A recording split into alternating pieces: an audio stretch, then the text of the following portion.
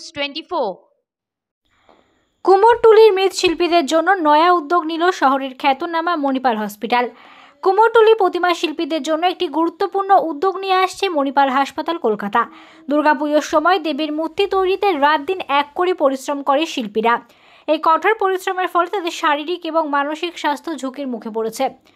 এই পরিস্থিতিতেই মণিপাল হাসপাতাল শিল্পীদের পাশে দাঁড়ানোর এক মহৎ সিদ্ধান্ত নিয়েছে। মঙ্গলবার সকাল 11টা থেকে দুপুর 1টা পর্যন্ত এক বিশেষ অনুষ্ঠানের আয়োজন করা হয়। এই অনুষ্ঠানে কুমোরটুলি প্রতিমা নির্মাতাদের সম্মাননা জানানো হয়। এর পাশাপাশি মণিপাল হাসপাতালের অভিজ্ঞ চিকিৎসকরা একটি প্যানেল আলোচনায় অংশগ্রহণ করে। এই আলোচনায় প্রতিমা তৈরির সময় উদ্ভূত স্বাস্থ্য ঝুঁকি যেমন মেরুদণ্ড, কবজি এবং পেশি সংক্রান্ত সমস্যা, চোখ, শ্বাসযন্ত্রের সুরক্ষা এবং পুষ্টির বিষয়ে প্রয়োজনীয় পরামর্শ দেওয়া হবে। অনুষ্ঠান থাকছে অনুপ্রেরণামূলক গল্প এবং ব্যবহারিক স্বাস্থ্য টিপস, যা শিল্পীদের সুস্থ থাকতে সাহায্য করবে। এই উদ্যোগ কুমোরটুলির শিল্পীদের জীবনে এক নতুন দিগন্ত খুলে দেবে এবং তাদের সুস্থতায় তার প্রতি আরও সচেতন করে তুলবে।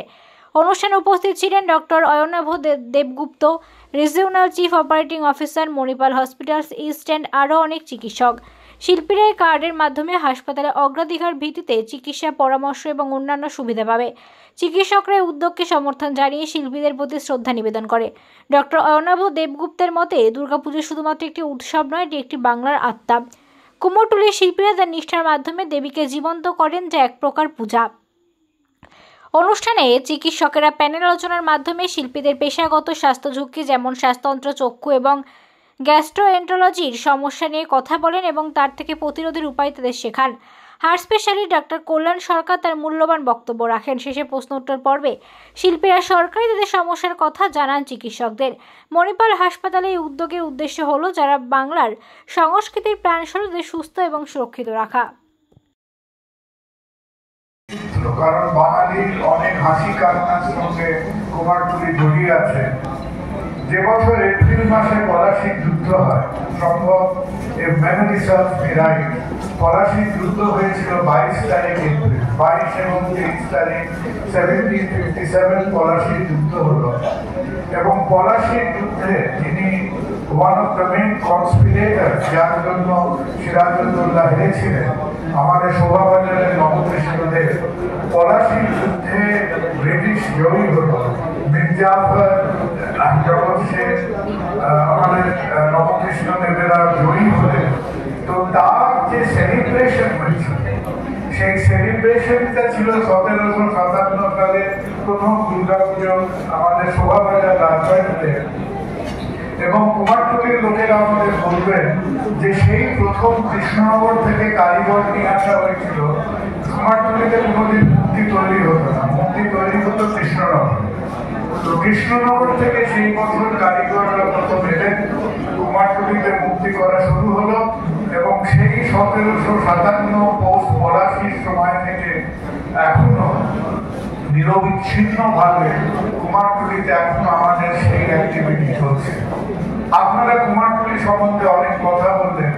আজকে একজন বাঙালি হিসেবে একটা কথা বলি যে আজকে অবনীন্দ্রনাথের হাতে বেঙ্গল স্কুলের হাত, বা সত্যজিৎ মৃণাল সেনের হাতে বাংলার সিনেমাকে শিল্পের যে জায়গায় পৌঁছে নিয়ে গেছেন, আজকে কুমারটুলির মৃৎশিল্পীরা আমাদের এই শিল্পকলাকেও কিন্তু সেই জায়গায় পৌঁছে দিয়েছে। এবং আমাদের কেবল তাদের ওই 4 দিনের উৎসব করে মনে করলে চলবে না, তারা বাঙালির এই যে কৃষ্টি, শিল্প, সংস্কৃতিকে একটা সম্পূর্ণ আলাদা মর্যাদার জায়গায় তারা নিয়ে গেছে। কুমারটুলি সম্বন্ধে বহু ভালো ভালো কথা বলা যায়। আমি কুমারটুলির এক প্রান্ত থেকে আরেক প্রান্ত দুবার হেঁটে চলেছি। আপনারা কজন জানেন জানি না যে 47 সালে যখন দেশ ভাগ হচ্ছে, যখন দাউ দাউ করে আগুন জ্বলছে, তখন কেউ যদি ঢাকা কালীবাড়ি অ্যাকচুয়াল প্রতিমাটা দেখতে চান, সেই ঢাকা কালীবাড়ির অ্যাকচুয়াল প্রতিমাটা এখনো রাখা আছে কুমারটুলিতে এবং এখনো সেই মন্দিরে রোজ পুজো। ঢাকা কালীবাড়ি মানে আমাদের ঢাকা কালীবাড়ি, ঢাকার কালীবাড়ির যে অরিজিনাল মূর্তি, সেই মূর্তি কুমারটুলিতে রাখা আছে এবং কুমারটুলির মধ্যে এখনো সেই মূর্তির পুজো হয়। তো কুমারটুলির সম্বন্ধে আমি একদিন ধরে বলে যেতে পারি, সেটা একটা অন্য ব্যাপার। কিন্তু আজকে আয়নাকে এবং আমাদের হাসপাতালের যারা কুমারটুলির ধারে কাছে গেলে দেখবেন যে অর্ধেক কুমারটুলির মধ্যে কোনো গাড়ি ঢোকে না, অর্ধেক কুমারটুলির মধ্যে কোনো অ্যাম্বুলেন্স ঢুকতে পারে না, এবং এন্টায়ার কুমারটুলির চত্বর পায়ে হেঁটে দেখবেন যে একটা ওষুধের দোকান নেই, একটা ডিসপেন্সারি। অন্য জায়গায় যে আমাদের পায়ে পায়ে পায়ে পায়ে ডাক্তারখানা আছে, ডাক্তারের চেম্বার আছে, প্যাথোলজিক্যাল ল্যাব আছে, ডায়াগনস্টিক ল্যাব আছে, কুমারটুলির মধ্যে গাড়ি ঢোকে না, অ্যাম্বুলেন্স ঢোকে না, কোন রকম ডাক্তারের চিহ্ন মাত্র নেই, কোনো ওষুধের দোকানের চিহ্ন মাত্র নেই। আর প্রতি বছর আমি জানি না সমরবাবু এসছেন কিনা, বা কুমারটুলি সমরবাবু এসছেন, সমরবাবু আপনাকে শুনছিলাম, দেখে খুব ভালো লাগলো, দেখা হবে বেরোবার আগে। তো সমরবাবুর সঙ্গে সঙ্গে আমরা কুমারটুলিতে হাঁটতে হাঁটতে আমরা দেখেছি যে কুমারটুলিতে বাৎসরিক প্রায় কম বেশি 5 জন মানুষ এই মৃৎশিল্পীরা এবং তাদের পরিবার থেকে তারা বিভিন্ন মেডিকেল ইমার্জেন্সিতে মারা যান, যেখানে ডাক্তার, অ্যাম্বুলেন্স, কোনো মেডিকেল এইড পৌঁছে উঠতে পারে না। এবং আমরা যেভাবে পারি আপনাদের সাহায্য করব, আপনাদের পাশে দাঁড়াবো।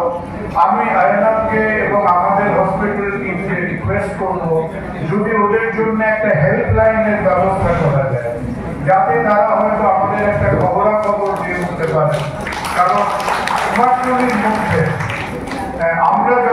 আমরা যখন আজকে রমেশ পাল কি মোহনবাসী রুদ্রপালের মুক্তি দেখে যখন আমরা একেবারে বিগলিত হয়ে পড়ি, তো আমরা যতটা আপ্লুত হই, যতটা আবেগপ্রবণ হই,